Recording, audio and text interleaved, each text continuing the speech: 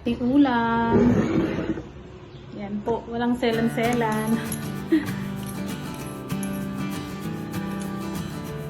Kain po tayo mga ka-promdi. Magandang araw sa lahat. Ayan, short hair na po tayo mga ka-promdi. Sobrang init.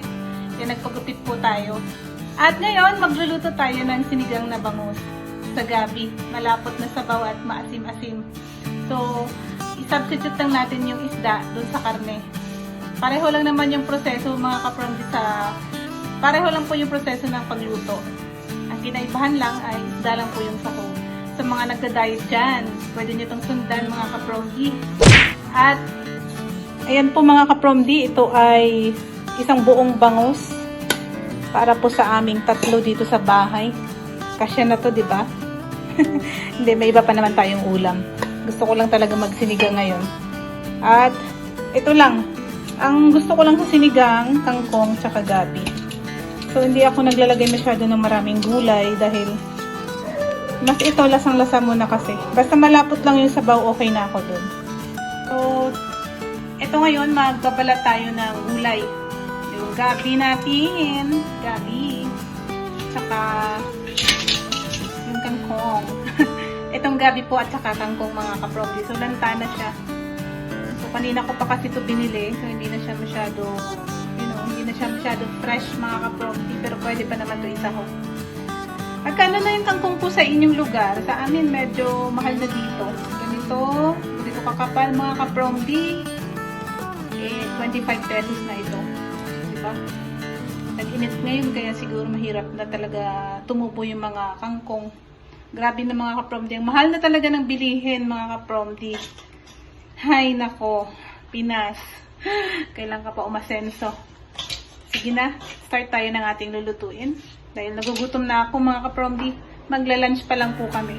At ating mahiwagang kawali mga ka-promdi. Napakadali lang naman mga ka-promdi yung magluto ng sinigang. Ako kasi mabilis lang yan. Halo-halo lang lahat ng gulay. Halo-halo lang po lahat ng sangkap. Yung kamatis, sibuyas, pakuluan, asin, patis. So, ganun lang yung ating sinigang mga ka-promdi. Wala masyadong arte-arte. Basta dun tayo sa lasa na malapot na nasabaw. Balatan natin itong ating gabi.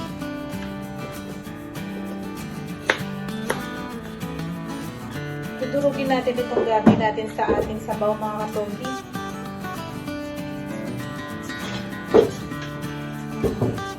Ang ganda ng gabi nila. Walang tama. May mga gabi kasi na pag inano mo lang, pinalatan, doon mo lang makikita na may mga tama na.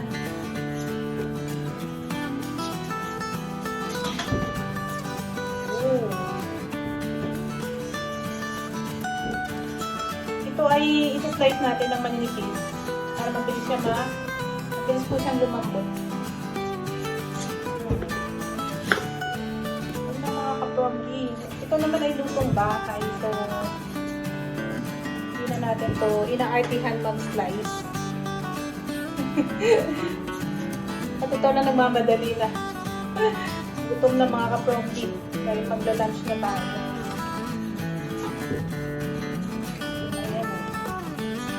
Ganda ng kanyang laman.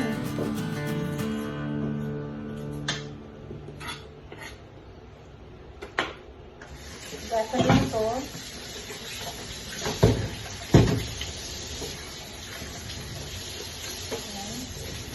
Kasama nung ating pag-slice, siyempre magbubugas tayo. Yan. Slice lang po natin siya ng maninipis. Yan, maninipis lang. Para madali siyang lumambot.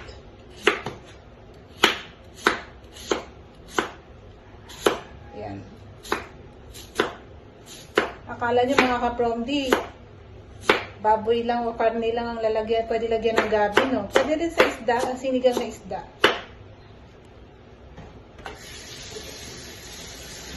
Masarap din. Pwede sa bangus. Pwede rin naman sa tuna. Pero pag sa tuna, mga ka-promdi, ako piniprito ko muna yung tuna bago ko siya isigang. Ayaw ko yung diretso kasi medyo yung lasa kasi ng tuna, medyo matabang yun eh. Kapag pagsabay ng, yung tuna kasi ano yun, matabang. So pag sinabawan mo, matabang talaga yung karne niya. Kailangan prituhin mo muna siya bago mo siya sabawan. Slice natin. Yung kamatis, hindi ko na siya isa-slice mga kapromdi. Didiretso na po natin yun sa kawali. Kasi gusto ko yung katas ng kamatis, hindi siya masasayang. Doon na natin siya pipisatin. Ano yun? Yun, doon natin siya pipisatin sa kawali. Para talagang lasang-lasa natin yung kamatis. Ganun ako magsinigang. Maraming kamatis lang talaga mga kapromdi. At syempre, hindi na rin ako naglalagay. Sa iba kasi naglalagay pa sila ng bawang sa sinigang. Parang hindi bagay. Pero syempre, menu nila yun or ganoon sila magluto. Kaya, yan na natin. Pero parang hindi ko kasi nakasanayan mga kapromdi maglagay ng bawang. Yung iba naglalagay ng bawang, tsaka luya sa sinigang. Meron akong nakainan dati na may bawang. Anyway, eto na. Nagpapakulo na po ako ng ating sabaw. Okay, mga kapromdi, kumukulo na. Lagay natin tong kamatis. Dito natin siya dudurugin. Para talaga yung flavor ng kamatis ay nandyan talaga. Hindi siya nabawasan. Kasi pag slice mo yan mga kapromdi, sa mga sabaw lang naman yan mga kapromdi ha. Talagang ganun ako magluto. Diyan ko siya dudurugin. Then, itong ating sibuyas. Pula tsaka puting sibuyas. Ayan mga kapromdi ha. Version ko lang to. At syempre maglalagay na ako ng patis.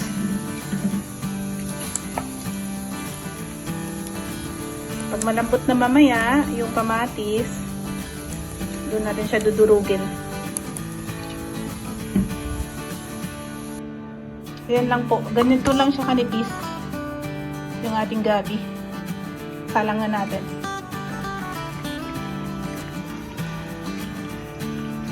Malambot na itong ating kamatis, mga kapromdi. Dudurugin na natin ito. O, diba? Lahat ng katas niya mga kapromdi. Diyan na.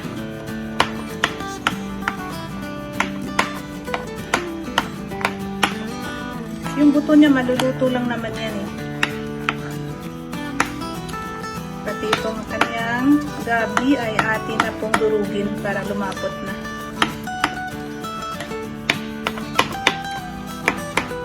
Bango. Yan lang po. Pakuluan lang natin ang pakuluan.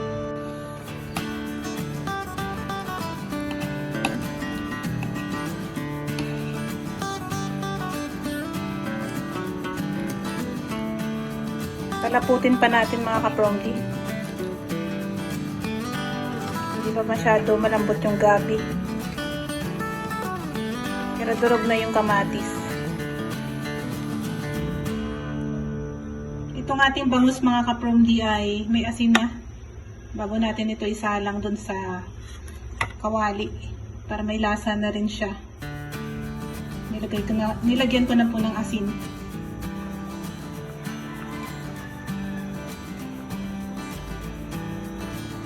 Yun po mga kapromdi, lumalabas na yung lapot niya. O diba? Sarap ng lasa ng sabaw nito. Lasang-lasa mo talaga yung gabi. Ito yung gusto kong sinigang.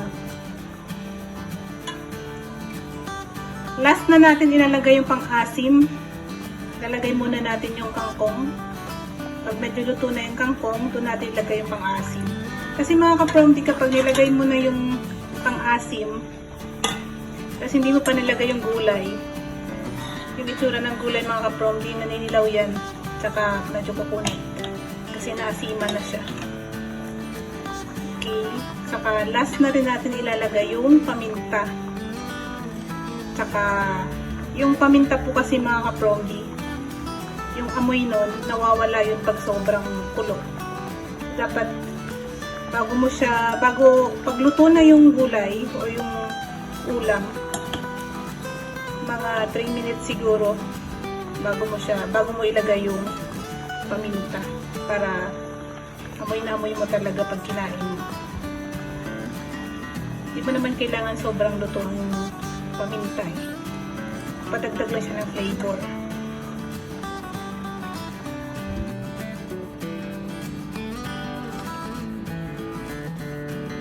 Sinigang mix.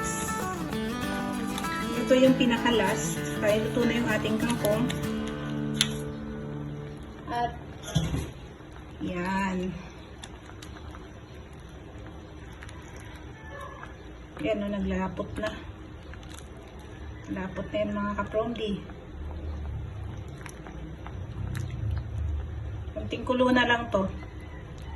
Pwede na tayong kumain.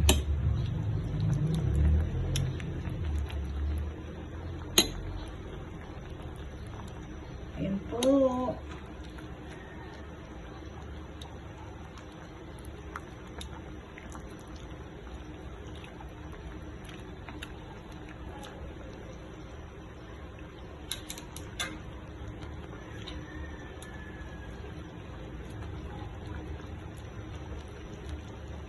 Para pantay.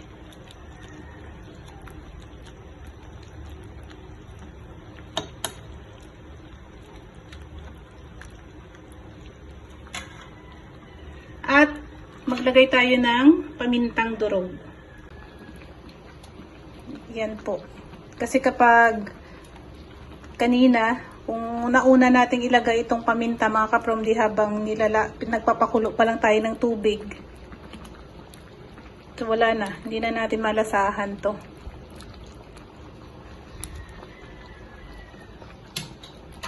Ayan na po mga kapromdi, luto na tong ating sinigang na bangus sa gabi. Tara, kain tayo ng sinigang na bangus sa gabi. O dito ko na, nilagay ko na dito sa lamesa yung kawali. Para anli. O diba na ngayon o, lapot ng sabaw mga kapromdi o. At syempre yung paborito ko dito, yung tiyan. Yung tiyan ng bangus.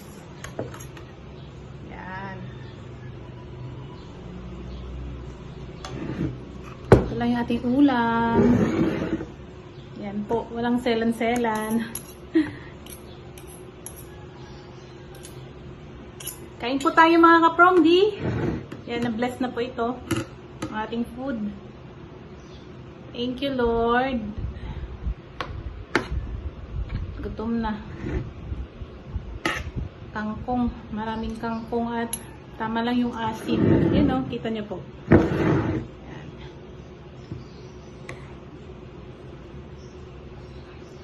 Kangkong muna. Yan mga kapromdi, kung hindi nyo po ito na-try, o kung nasanay kayo dun sa sinigang na sabaw lang, tapos may asim, try nyo po lagyan ng gabi pag sa mga isda.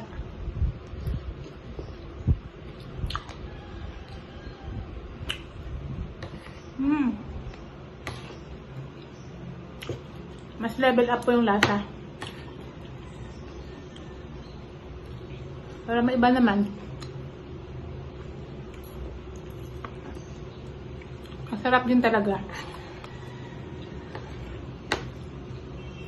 Mas mahilig ako sa sinigang na malapot.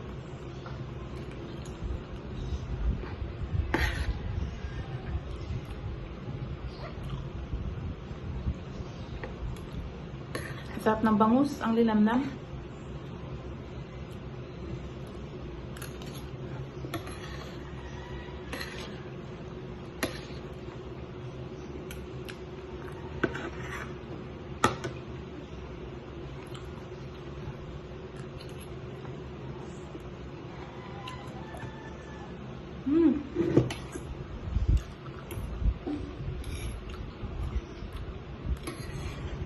Lasang lasa yung paminta rin.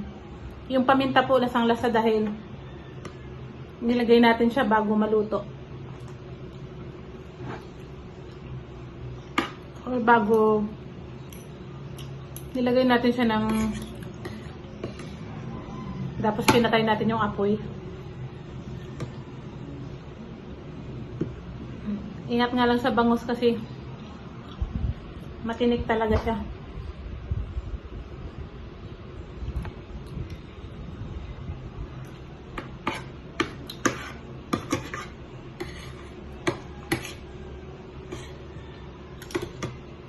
Bagay ba mga ka-promdi yung gupit ko? Ayun o. Short hair. Ayun, napakainit.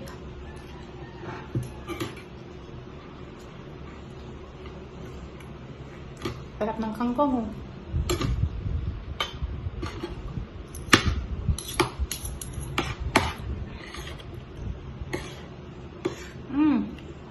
Nakalimutan ako. Hindi ko nalagyan ng siling haba.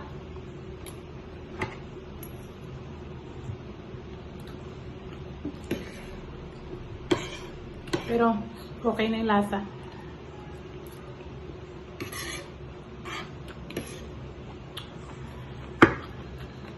Ano mga ka-promdi? Hanggang dito na lang muna yung aking video. At kakain muna ako. Mag-ingat po kayo palagi at God bless po. Salamat po sa panonood. Bye-bye mga ka-promdi! Ingat!